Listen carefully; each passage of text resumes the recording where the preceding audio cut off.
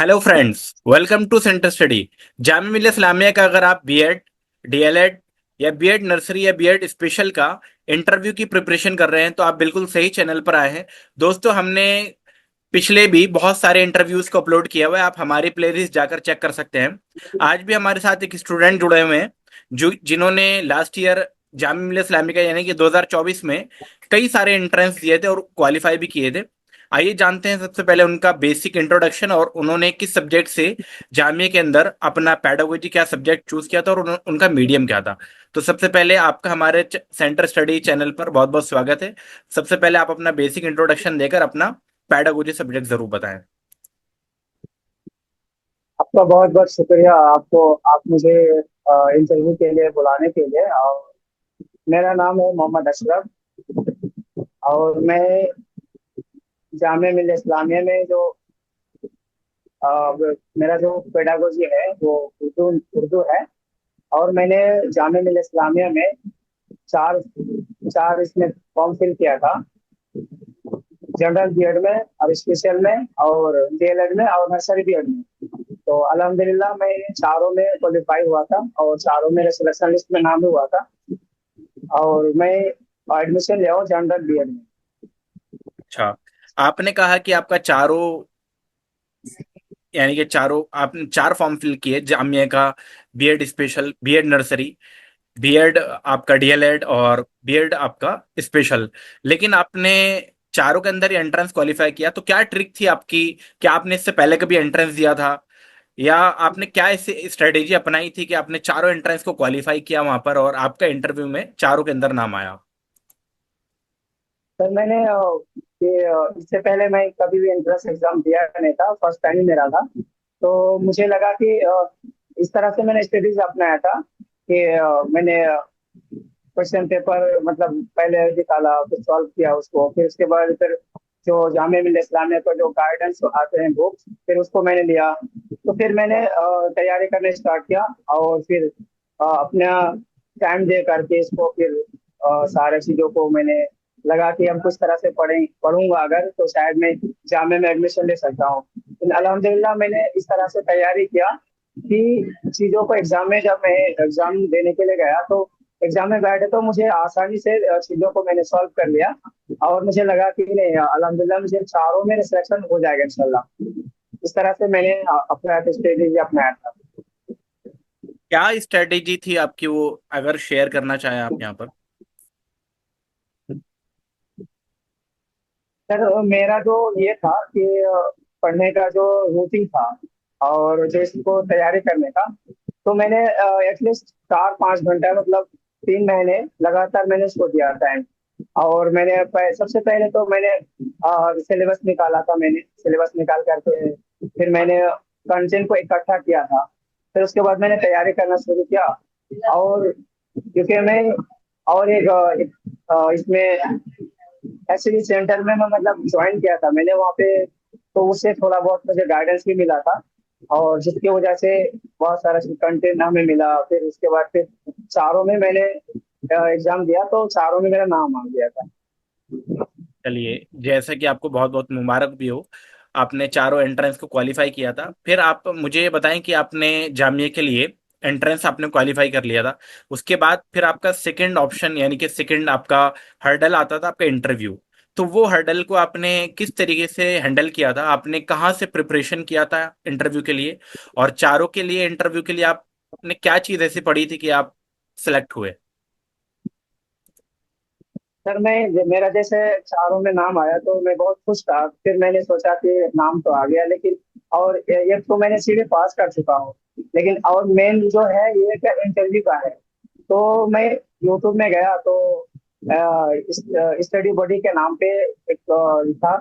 तो उसे फिर मैंने सर्च किया और फिर देखा, आपका एक वीडियो देखा तो फिर आपका नंबर मिला। तो फिर मैंने आपको मैसेज किया कि सर मैं इस तरह से इंट्रेंस एग्जाम में मैं क्वालिफाइड किया हूँ चारों में, तो मैं आप किस तरह से प्रिपरेशन करूंगा। तो फिर मैंने आपसे जब संपर्क किए तो फिर आपने मुझे गाइडेंस दिए कि आप इस तरह से पढ़े। फिर आपने आंसर की बुक भी मुझे अवेलेबल कराई उर्दू के लिए। फिर उसके बाद आपने कंटिन्यूअसली आपने मुझे 15-20 दिन तक समय देकर आप मुझे फिर इंटरव्यू लिए और किस तरह से पूछा जाएगा, सारा चीजों को ओवरव्यू आपने दिया था मुझे। और जिसकी वजह से मैंने ये चारों में अल्हम्दुलिल्लाह मैंने कर लिया था और फाइनल लिस्ट में नाम भी आ गया था। तो लेकिन फिर मैं अब डिसाइड नहीं कर पा रहा था कि मैं चारों में जो आया था मैं किस में लूंगा एडमिशन। तो फिर मैंने घर वाले ने बोला कि नहीं, जनरल बीएड करो बेहतर है। तो फिर आपसे मैंने पूछा तो आप बोले कि आपको जो बेहतर लगे। तो फिर मुझे लगा कि नहीं, जनरल बीएड करना चाहिए मुझे। तो फिर मैंने जनरल बीएड में मैंने फिर एडमिशन ले लिया। तो कैसा डिसीजन आपने लिया होगा आपके अकॉर्डिंगली, क्योंकि चारों में आपका नाम आना बहुत बड़ी बात थी। पहली चीज मैं ये कहना चाहूंगा कि सबसे पहली बात कि आपने जो भी स्ट्रेटेजी अपनाई बहुत अच्छी थी। और साथ ही साथ एंट्रेंस के लिए, जैसे कि हमने, हाँ, आप हमसे लास्ट ईयर जुड़े थे इंटरव्यू के लिए, तो हमारा जो बैच आपने परचेज किया था लास्ट ईयर इंटरव्यू के लिए, तो वो बैच आपके लिए कैसा हेल्पफुल रहा था और उसमें आपको क्या ऐसी गाइडेंस मिली थी, क्या ऐसी चीजें मिल आपको हमने प्रोवाइड कराई थी जिससे आपको इंटरव्यू में भी काफी हेल्प हुई थी। फिर मेन चीज ये है कि आपने मुझे इस तरह से गाइडेंस किए थे कि जो इंटरव्यू में पूछे जाते हैं और जो वो चीज बताया था आपने कि बेसिक चीजों जो पूछे जाते हैं उस तरह से आपने प्रोवाइड कराए। और आपके साथ जो काम करने वाले वर्कर थे वो भी इस तरह की बातें बताए कि आप इस तरह से तैयारी कीजिए। और दूसरा आप जब वहां पे जाए तो अपना अलग से स्ट्रेटेजी अपनाइएगा, ताकि वहां पे जाकर के आपको नर्वस फील ना हो। तो आपने जो मुझे ये बताया था कि एनसीईआरटी बुक का भी आपने अवेलेबल कराए थे कि आप इस तरह से पढ़े बेसिक चीजों का। तो फिर मैंने अपनाया और फिर उसके बाद आपने 3 मुख्य इंटरव्यू भी मुझसे लिए थे आपने। तो जिसके कारण वहां पे जाकर के मुझे बहुत अच्छा फील हुआ। और आज जैसे आपने मुझे बताए थे और जिस तरह से आपने प्रिपरेशन मुझे कराए थे उसी हिसाब से वहां पे अंदर में जाकर के उसी तरह से मुझे पूछा गया था। इंटरव्यू वाले दिन आपको कैसा फील हो रहा था आप, क्योंकि आप तो पहले हमसे मॉक इंटरव्यू ले चुके थे, क्या उस दिन आपको काफी हेजिटेशन थी, या वो हेजिटेशन जो आपकी पहले होती वो आपकी लगभग खत्म हो गई थी? तो क्या माहौल था आपका, यानी कि पहला इंटरव्यू, जो आपका पहला इंटरव्यू था, यानी कि आपने 4 एंट्रेंस क्वालिफाई किए थे, तो चारों में जो पहला इंटरव्यू था उस दिन आपका कैसा रिएक्शन था, कैसा आपको महसूस हो रहा था, और बाद के इंटरव्यूज में आपको आ, कैसे, मतलब आपको फीलिंग आ रही थी? तो वो बेसिक मैं जानना चाहूंगा आपसे। सर मेरा जो पहला जो इंटरव्यू था डीएलएड वाला था। तो जाने से पहले मुझे वैसे ही डर सा फील हो रहा था, जैसा कि आप जब ले रहे थे मुझसे। तो उस वक्त भी जैसा मुझे डर सा फील हो रहा था। तो जैसे मैं अंदर में गया तो फिर जब टीचर के सामने जब मैं बैठा तो मुझे लगा कि नहीं, अब मैं डरने की जरूरत नहीं है, जो भी पूछेंगे मैं बता दूंगा। और क्योंकि मुझे ऐसे तो प्रिपरेशन किया हूँ और सर ने जो गाइडेंस किया था मुझे, अल्हम्दुलिल्लाह मुझे सारा चीज याद है। जो से भी पूछेंगे मैं बता दूंगा। तो जाने से पहले मुझे थोड़ा सा नर्वस फील हुआ था, लेकिन अंदर जाने के बाद फुल कॉन्फिडेंस के साथ मैंने वहाँ पे सारा जवाब दिया था मैंने। यानी कि सेंटर स्टडी के जो भी आपके मॉक इंटरव्यू आपको कराए गए थे उससे काफी आपको हेल्प मिली थी। ठीक है। अच्छा, मैं एक चीज और आपसे ये जानना चाहूंगा कि आपके जो भी इंटरव्यू में, आपने 4 इंटरव्यू फेस किए हैं, तो चारों इंटरव्यू में आपसे अलग अलग क्वेश्चन डेफिनेटली पूछे गए होंगे। अगर आपको क्वेश्चंस याद हो तो यहाँ पर जरूर शेयर करें जो भी क्वेश्चंस आपसे पूछे गए थे। सर इसमें डीएलएड में मैं जो फर्स्ट मेरा जो इंटरव्यू था उसमें बेसिक चीज ही पूछा था कि क्या टेरिज्म क्या होता है या फेल क्या होता है। तो बेसिक चीज पूछा था। और उसके बाद ये भी पूछ लिया था मुझसे कि आप जामिया को ही आपने क्यों चुना, ये भी बात मुझसे पूछा था। तो मैंने कहा कि मैं जामिया इसीलिए चुना हूँ क्योंकि जामिया तो पहली बात तो यह है कि मुस्लिम यूनिवर्सिटी है। दूसरी बात है कि सेंट्रल यूनिवर्सिटी है। तो जिसके कारण मैं रिफर करना चाहूंगा कि मैं जामिया में पढ़ करके मैं कुछ तालीम हासिल करके मैं अपने इलाका में जा करके इस तरह के तालीम या एक माहौल बनाऊं, ताकि एजुकेशन का माहौल बने। तो इस तरह से दे करके फिर सारे टीचर ने कहा कि बहुत अच्छी बात है आपने बताया। फिर उसके बाद फिर ये भी पूछा था थोड़ा सा, वाहिद जमा भी पूछा था। अच्छा, इस वाहिद जमा तरह भी लफ्ज पूछे गए। पूछा था। हाँ सर, लफ्ज वर्ड जो है ना मैं चारों इंटरव्यू में पूछा था मुझे। नर्सरी बीएड में भी पूछा था, स्पेशल बीएड में भी। जनरल बीएड में भी, यहाँ तक तो डीएलएड में भी पूछा था कि जो लफ्ज है, कि लफ्ज का जामा बताइए। तो मैंने कहा लफ्ज अच्छा। की जामा अल्फाज होता है। तो बोला कि लफ्ज क्या होता है। हम सर तो मैंने कहा सर लफ्ज का तो मीनिंग तो नहीं है, मीनिंगलेस लग रहा है मुझे। तो नहीं कि आप आराम से बोले कि मैं सर यहाँ तक तो मैं, अब तक जहाँ तक मैं पढ़ा हूँ सर, वो तो लफ्ज की जमा अल्फाज ही होता है। तो अब इससे बेहतर मुझे पता नहीं सर। अगर ऐसा है तो फिर मैं फिर स्टडी करने की कोशिश करूंगा, इनके बारे में जानकारी करने की कोशिश करूंगा। उसके बाद फिर पूछा था कि शब्बा खैर क्या होता है। तो मैं ये उस वक्त थोड़ा जवाब दे नहीं पाया था, क्योंकि थोड़ा सा ये हो गया था कि जब मतलब सवाल पे सवाल किया जा रहा था, एक छोड़े फिर दूसरे टीचर ने सवाल कर लिया। लेकिन वहाँ पे जो मैम बैठे थी, बहुत प्यार से बात कर रही थी मुझसे कि बेटा आप एक टीचर बनने जा रहे हैं, तो आपको डरने की जरूरत नहीं है, टाइम ले लीजिए, रिलैक्स होकर के आप बताइए, ताकि आप जो अभी अब डरेंगे तो फिर आप बच्चे के सामने आप जब जाएंगे तो फिर किस तरह से आप फील करेंगे। तो फिर मैम हिम्मत देते रही, फिर मैंने चीजों को डिलीवर करते रहा। अच्छा, एक चीज और मैं ये पूछना चाहूंगा आपसे कि आपने चारों इंटरव्यू फेस किए हैं, तो क्या वहां पर कॉमन प्रोफेसर आपके मौजूद थे, या आपके प्रोफेसर जिन्होंने आपका इंटरव्यू लिया था क्या उन्होंने आपको पहचान लिया था, और पहचाना तो क्या उन लोगों ने आपको कुछ बोला वहां पर, या कोई क्रॉस क्वेश्चन आपके साथ हुआ? ये अगर मैं लास्ट वाला जो मेरा एग्जाम था जनरल बीएड का था, तो ये प्रोफेसर है, वो दो इंटरव्यू में मिल चुका था मैंने इंटरव्यू में। तो वो पूछ रहे थे मुझसे कि आप एक है, तो आप चारों में आप क्वालिफाई करके आए हैं, इंटरेस्ट निकाल करके आए हैं, तो आप एडमिशन लेना किस में चाह रहे हैं। तो मैंने कहा कि सर चारों में मैं दिया हूँ, जिसमें हो जाएगा मैं उसमें एडमिशन ले लूंगा। तो बोला कि मान लो चारों में आपका हो गया, अब किसको रिफर करना चाहेंगे आप। तो मैंने कहा कि सर अगर ऐसा हो तो फिर मैं जो टीचर से और फिर मैं घर वाले से पूछ के बताऊंगा मेरे लिए कौन सा बेहतर हो सकता है। तो बोला कि ठीक है।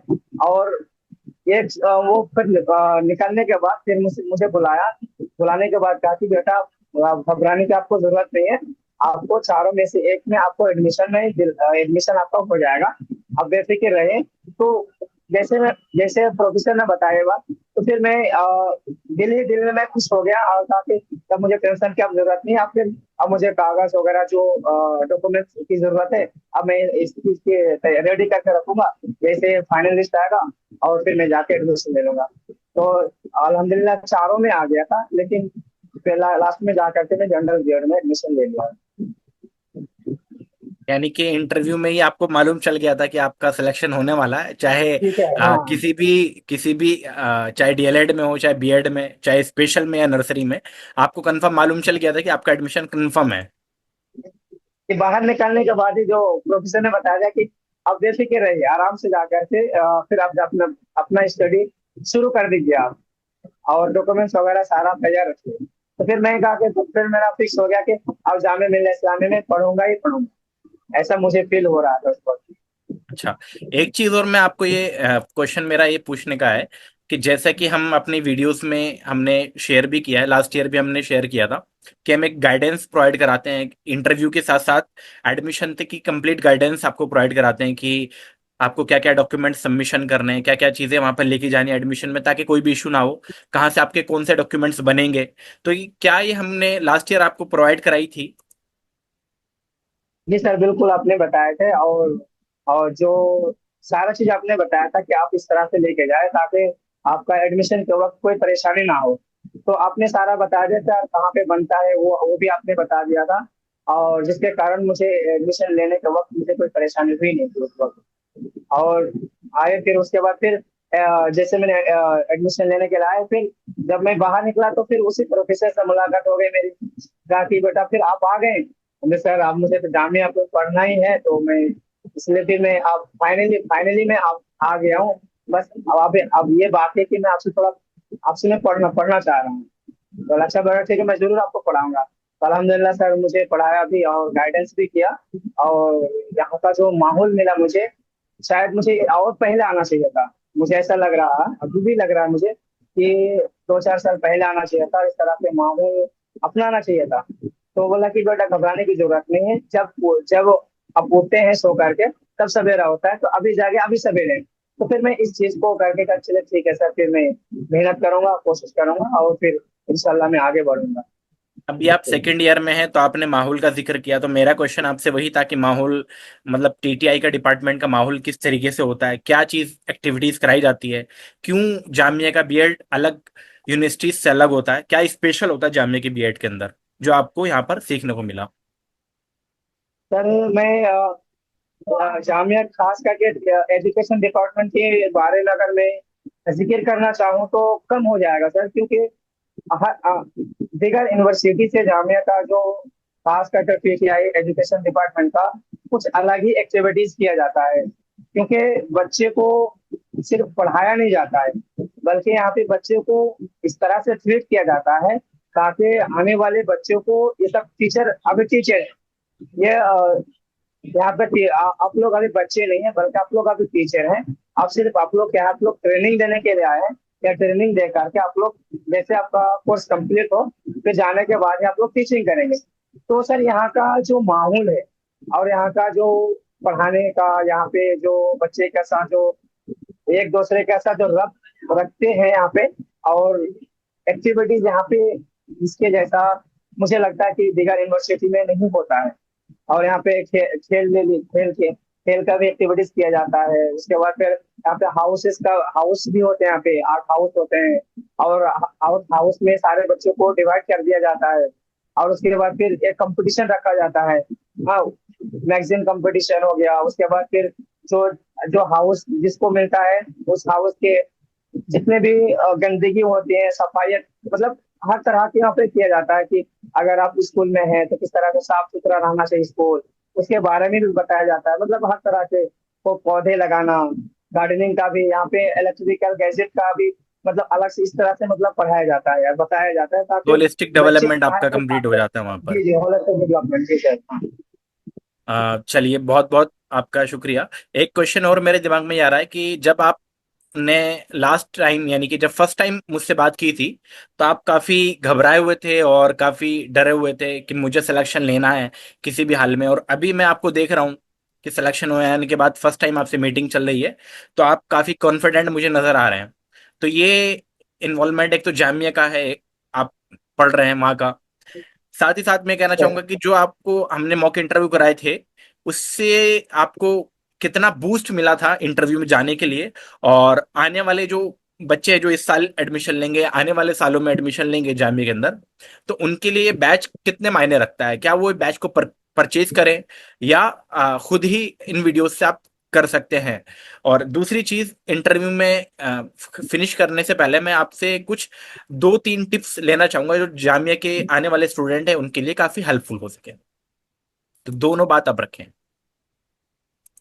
सर जब मैंने इस कोर्स को परचेज किया था तो सब मुझे डर सा फील हो रहा था, और मैं ये सोच रहा था कि मैं फेस वो वहां पे जाके कैसे करूँ। तो जैसे कि आपका कोर्स ऐसे मैंने परचेज किया, आपने गाइडेंस किया, फिर आप सब इंटरव्यू लिए, तो इस तरह से धीरे धीरे जो मुझे डर था वो खत्म हो गया। और फिर बहुत सारा चीज का जो बेसिक चीजें हैं तो किस तरह से प्रिपरेशन करना है, तो उस तरह से मैंने प्रिपरेशन किया।